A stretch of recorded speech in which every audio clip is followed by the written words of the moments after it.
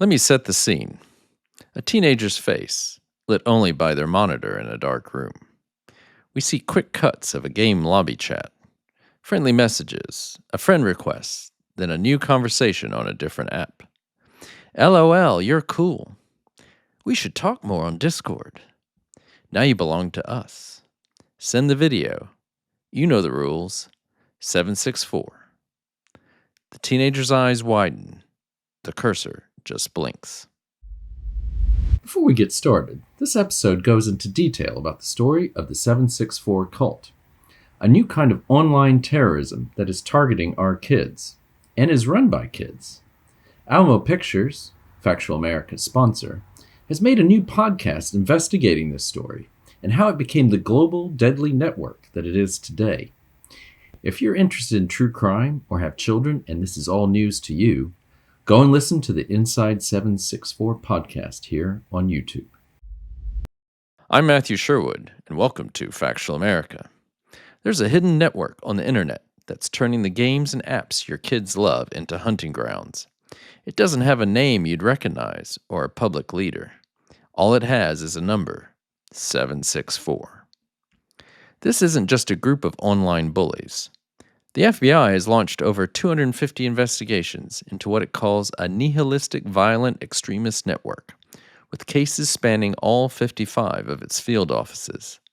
Attorney General Pamela Bondi called it one of the most heinous online child exploitation enterprises we have ever encountered, a network built on terror, abuse, and the deliberate targeting of children.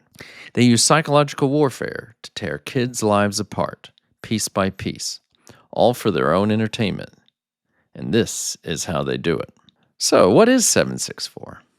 It's not a formal organization like you might think. It's a decentralized global mess of splinter groups and individuals who are constantly changing and evolving. Its name, 764, comes from the Texas zip code of its founder, who was just 15 when he started it. This network is a mashup of some of the darkest corners of the internet. It mixes extremist ideas like nihilism and accelerationism with pure, sadistic cruelty. Their goal is to create chaos and break down society by corrupting its most vulnerable members, children. They don't meet in person. Their hunting grounds are the digital places where kids feel safest. Popular gaming platforms like Roblox and Minecraft, and chat apps like Discord and Telegram. Here, they blend in, pretending to be normal users before luring targets into private, encrypted chats where the real abuse begins. They specifically go after kids who seem lonely, are struggling with their mental health, or feel like outsiders, kids just looking for a place to belong. And the most twisted part? A lot of the time, it's kids carrying out this abuse on other kids. It almost never starts with a direct threat. It starts with making a new friend. Let's picture a 14-year-old kid we'll call Leo. Leo loves playing Minecraft. He's great at the game, but shy at school. So he spends a lot of his time online, like many of our children. One day, he gets a message in the game chat from a player with a cool avatar. They tell him how good he is.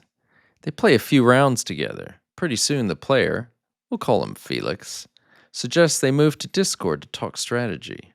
For Leo, this is totally normal. It's how you make friends online. On Discord, Felix invites Leo to a small private server. It feels cool and exclusive, like a VIP club for gamers. Everyone is super welcoming. They shower Leo with attention and compliments, something he doesn't get a lot of in his real life. This is a classic grooming tactic called love bombing. They make him feel seen, important, and like he's finally part of something special. But slowly, the vibe on the server starts to shift. The memes get darker. The jokes get edgier. They start sharing shocking or violent videos. This is all part of a desensitization process. By slowly feeding Leo disturbing content, they warp his idea of what's normal. The group uses peer pressure and the fear of being left out to keep him hooked, promising him access to secret knowledge if he just proves he's loyal. Before Leo even realizes what's happening, he's no longer in a gaming group. He's in a place where cruelty is cool and the price of belonging is about to become terrifying. What happens next to kids like Leo isn't random, it's a calculated attack. The 764 network uses a whole toolbox of manipulation tactics to break a kid down and get total control. It starts with grooming through attention. Like we saw with Leo, predators pretend to be friends, building trust by piling on compliments and creating a strong emotional bond.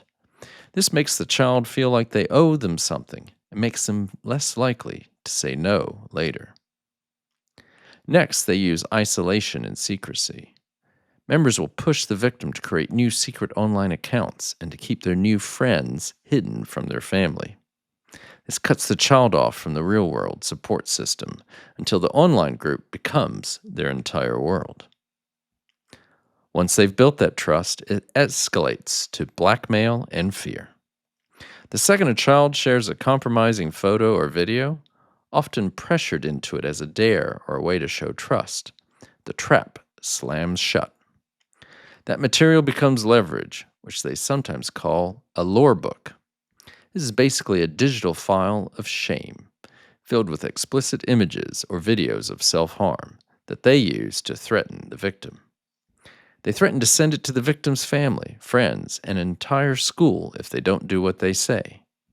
That fear of being exposed is paralyzing. Finally, they unleash constant psychological abuse. The abusers will flip between cruel insults and warm compliments, completely destroying the victim's self-worth.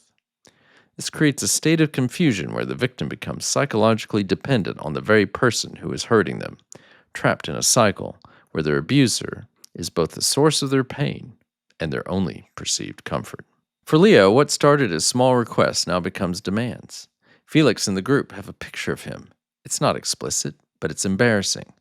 They threaten to send it to everyone at his school. The price for their silence? He has to send a new video, and this time it has to be more extreme. This is the network's endgame, constant escalation. Victims are forced to perform acts that are more and more harmful and degrading.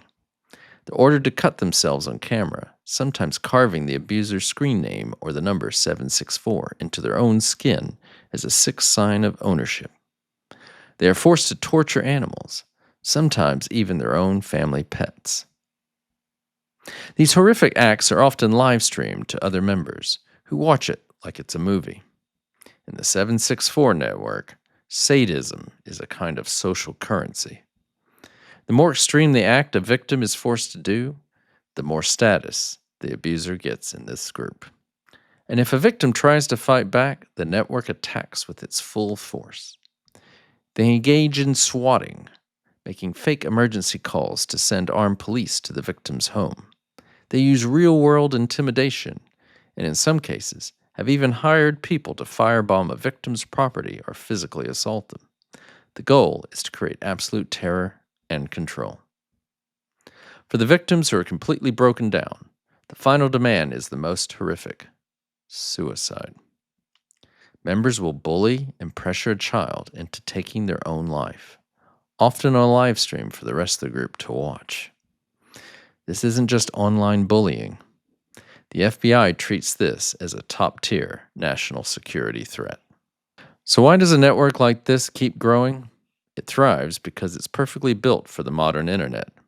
Its decentralized structure makes it incredibly hard for law enforcement to shut down. When one server gets taken down or a few members are arrested, the network just shifts and pops up somewhere else. The network exploits the very design of the platforms kids use every day. Open chat features and private servers on sites like Roblox and Discord are the perfect places for predators to make that first friendly contact before pulling a victim into an encrypted, unmonitored space. Lawsuits have even been filed against these platforms, arguing that they haven't done nearly enough to protect their youngest users. On top of that, the network is evolving. It started with sextortion, but recent cases show a disturbing shift towards real-world violence, including stabbings, arsons, and foiled mass shooting plots, all connected back to 764's influence. It seems like committing real-world violence might be becoming the new price of admission for members, a horrifying change from the network's origins. What makes the 764 network so terrifying is how it hides in plain sight, preying on kids who are just looking for connection. But the first step in fighting back is knowing what we're up against. We have to break the wall of secrecy this network depends on to survive. Talk to your kids, not just once, but all the time. Ask them who they're talking to online. Get to know the games they play and the apps they use. Create an environment where they feel safe coming to you without fear or shame, even if they've made a mistake. Look for the warning signs that law enforcement and experts point to. Becoming super secretive about what they do online. Having new online friends who demand they keep secrets. Sudden and extreme changes in their mood. Pulling away from family and friends, or having unexplained cuts and bruises. This is a parent's worst nightmare. It's a threat that can turn a child's bedroom into a crime scene. But fighting the 764 network isn't just a job for the FBI. It's on all of us. Share this video. Talk to other parents, to teachers, to your community. By shining a light into these dark corners of the internet, we can tear down the secrecy they hide behind. We can help turn their hunting grounds back into playgrounds. We can arm ourselves and our kids with the best weapon there is: awareness. This is Factual America, signing off. To hear more about this story, go listen to Inside 764, where host Sabrina Jones, a good friend of mine, jumps down the rabbit hole of this disturbing but true story. Sabrina interviews survivors who were radicalized by the network, along with investigators who first uncovered the story. Please go and subscribe to support this podcast. It's such an important topic, and it's really important that we spread awareness. So please go check it out.